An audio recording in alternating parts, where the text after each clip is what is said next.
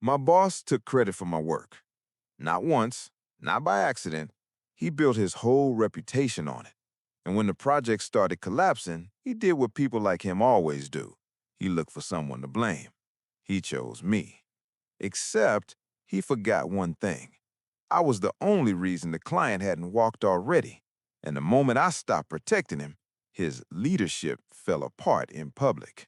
My name is Ethan Marshall. I'm 33. And for 3 years, I worked at a SaaS company in Atlanta that sold compliance software to large retailers. The kind of software nobody brags about. But if it breaks, stores can't receive shipments, vendors can't get paid, and executives start calling lawyers. Our biggest client was Harbor Mart. Hundreds of locations, strict compliance rules, zero patience. They weren't just our top account. They were the account. If Harbor Mart left, the company wouldn't tighten budgets. It would bleed. And I was the implementation lead assigned to keep them stable. I wasn't flashy. I wasn't the guy who dominated meetings. I was the guy who made the integrations work. I wrote the playbooks. I mapped the risks. I built the sequence so we didn't crash production. And I was fine being invisible until my boss decided invisible meant free credit. My manager's name was Graham Pierce. Graham was charming in that polished corporate way. Great smile, great handshake. He said words like alignment, the way people say amen. And he had one special talent. He could sound in charge while understanding almost nothing. At first, the credit theft was subtle. He'd take my update and repeat it in leadership meetings like it was his insight. He'd forward my email to executives with one extra line at the top. Here's what I'm thinking, as if I hadn't written the whole thing. He'd join client calls for the first 5 minutes, say something confident, and then vanish. And when the client complimented our work, he'd smile and say, "My team and I worked hard on this." My team. Like I was a tool he owned. I told myself it was normal, that this is corporate life. Then Harbor Mart requested a major expansion. New regions, new vendor categories, new compliance rules, a whole new phase of implementation. It was a huge opportunity, the kind that makes a quarter or breaks it. So I built the plan. Timeline, risk assessment, resource needs, the exact integration sequence so we wouldn't trigger outages. I put it in a clean slide deck because leadership doesn't respect a plan unless it's in a deck. I delivered it to Graham. He flipped through it, nodded, and said, "This is great. Leave it with me." And I should have known what that meant. The next day, there was a leadership meeting. I wasn't invited, but I saw the title because someone accidentally forwarded it to the implementation group. Harbor Mart Expansion, Strategy Presentation, Graham. Just Graham. Not Graham plus Ethan, not team, Graham. That's when I realized he wasn't borrowing my work. He was claiming it. That afternoon, a coworker messaged me. "Dude, Graham just presented your deck, slide for slide. VP loved it." I didn't even reply at first, because the weirdest part wasn't the theft. It was how comfortable he was doing it, like he believed it was his right. A week later, the VP of Customer Success emailed the whole team. "Great work to Graham for leading the Harbor Mart expansion strategy." No mention of me, not even the team, just Graham. And something cold settled in my chest. This wasn't going to change unless it broke. So I kept doing my job because Harbor Mart still needed the work, and I wasn't going to punish a client because my boss was insecure.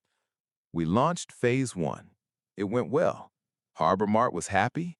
Leadership celebrated Graham. He started getting invited to bigger meetings. He started talking louder. He started acting like success was his natural habitat. Then, phase two arrived. And phase two didn't care about charisma. Phase two required technical decisions, not PowerPoint decisions, real decisions, the kind Graham couldn't fake. Harbor Mart's compliance director, Tanya Reed, sent a direct email with questions about data validation. How do we prevent vendor fraud? How do we handle exceptions? What happens when a supplier disputes a compliance flag? These weren't nice-to-have questions. These were, do you get sued or not questions. Graham replied with confidence, the kind that gets you destroyed. He wrote, "We'll handle it in the next iteration, not a blocker." Not a blocker. I read that line and felt my stomach drop because it was absolutely a blocker. I messaged him privately. "We need to answer Tanya with specifics. That's a compliance risk." He replied, "Relax, I've got it. Stop overthinking." Overthinking. That was his favorite word for, "You're right, and I can't admit it." 2 days later, Harbor Mart escalated. Subject line, urgent, compliance risk, immediate clarification needed. Tanya asked for a call. Not when you have time, a call with legal. Graham forwarded me the email with one sentence. "Can you handle this?" Handle this. After he told me to relax. I stared at the message, and I had a choice. Option 1, rescue him again. Option 2, do what he always claimed he did, lead. So I responded professionally. "Happy to join. Please confirm who is leading the call and who will be answering compliance questions." He replied, "You can lead it. I'll be on." Translation, you take the bullets. If it goes well, I'll take the credit. The call was at 3 p.m. When I joined, Tanya was there. Her legal counsel was there. 2 directors were there. And then Graham, smiling, relaxed, like he was there for a casual update. Tanya didn't smile. She said, "We need clarity. Your last response suggested this wasn't a blocker. Our legal team disagrees." Graham jumped in immediately. "Absolutely," he said, voice smooth. "We're aligned. We have it under control." Then Tanya asked a direct question. "How does your system validate vendor exceptions to prevent abuse?" Graham opened his mouth, paused, and said the sentence that almost ended our account. "That's more of an operational detail. Our team can follow up." Operational detail. Her lawyer leaned forward. "That's not a detail. That's the risk." Silence. Then Tanya's eyes moved past Graham and landed on me. "Ethan," she said, reading my name off the screen. "Can you answer it?" Graham glanced at me, surprised, like he forgot clients notice who actually does the work. I kept my voice calm. "Yes," I said, and I walked them through it. The control logic, the audit trail, the escalation steps, the exact safeguards we had to implement, now, not later. I didn't talk like a salesman. I talked like someone who understood what a lawsuit feels like. Tanya's lawyer asked follow-up questions. I answered them, cleanly, factually. By the end of the call, Tanya said, "Okay, this is what we needed. Send the written plan today." Then she added, very calmly, "and include Ethan on all future risk communications." That sentence did something powerful. It revealed the truth in front of everyone. Graham didn't lead this. He almost lost it. After the call, Graham messaged me, "Nice save." Save. I didn't respond, because I was done being the lifeboat for his ego. 2 weeks later, Phase 2 started showing issues. Not catastrophic, but enough to feel it. Vendor disputes, exception handling confusion, internal tickets piling up. And instead of owning the problem, Graham did what he always did. He controlled the narrative. He scheduled meetings without me. He told leadership engineering was slow. He hinted my implementation plan had gaps. Then he did the thing that made my blood go cold. He set up a meeting with HR. Subject line, "Performance alignment, Ethan." No agenda, just HR, Graham, a director. I walked into the room and Graham was already talking. HR had the sympathetic face ready. The director looked uncomfortable, like he didn't want to be there but didn't know how to say no. HR said, "We just want clarity on responsibilities." The director added, "Harbor Mart is raising concerns." Graham nodded, serious. "Ethan is talented," he said, "but sometimes he gets intense."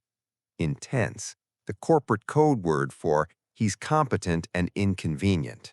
Graham continued, "He struggles with big-picture leadership, gets caught in details." Details, the same details that kept Harbor Mart from walking. Then he said it. With Harbor Mart, there were early warning signs Ethan didn't escalate properly. He tried to blame me for the risk he created with his own email. For a split second, my body wanted to defend itself, list every late night, every fix, every rescue. But I didn't, because I saw the truth. This wasn't about performance, it was about paperwork. Graham wanted a story on record that made him look clean and made me look unstable. So I did what he never expected. I didn't argue, I didn't raise my voice. I asked one calm question. "Can we review the timeline?" HR blinked. "Timeline?" I nodded. "I have email threads, escalation notes, and the exact moment the compliance risk was introduced. I'd like to ensure the record reflects reality." Graham's smile twitched, just once. The director looked up, like, "Wait, you have proof?" HR said, "Okay, please send what you have." I said calmly, "I can send it in 10 minutes." I walked out, went to my desk, and opened my receipts folder. Not a petty folder, a professional folder. Inside, my original expansion plan, time-stamped, the risk memo I sent Graham, his reply, "Stop overthinking," his email to Harbor Mart, "Not a blocker," Tanya's escalation, meeting notes from the call where she asked for me by name. I packaged it cleanly. No accusations, just facts. Subject line, Harbor Mart risk timeline supporting documentation. And I hit send. Then I waited. That afternoon, the air changed.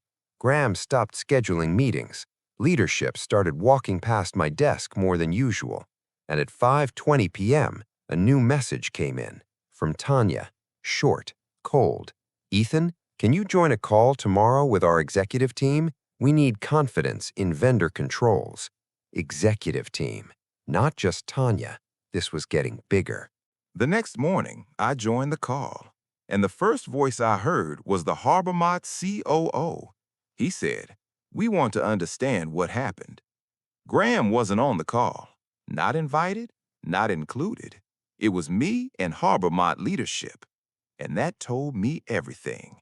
They didn't trust the performance. They trusted the person doing the work.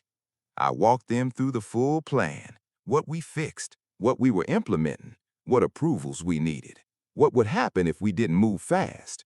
When the call ended, the COO said, "We're staying because you're here." I muted my mic and sat back, breathing slowly. Because when a client says that, your company can't pretend you're too intense anymore. That afternoon, HR called me again. This time, it was HR and the VP, no Graham. The VP said, "We reviewed your documentation." Pause. "And we reviewed Graham's communications." I didn't speak. He continued, "We've identified misrepresentation and accountability issues. Corporate language for Graham lied and leadership can't ignore it." Then he said, "We're moving Harbor Mart oversight under a new role." My heart pounded. "Implementation strategy lead." He looked at me. "We want you in it." I didn't feel triumphant. I felt corrected, like something that was wrong for a long time finally snapped back into place. Graham got reassigned. No dramatic firing, no announcement, just removed from the account he tried to steal. A week later, I saw him in the hallway. He smiled thinly and said, "No hard feelings."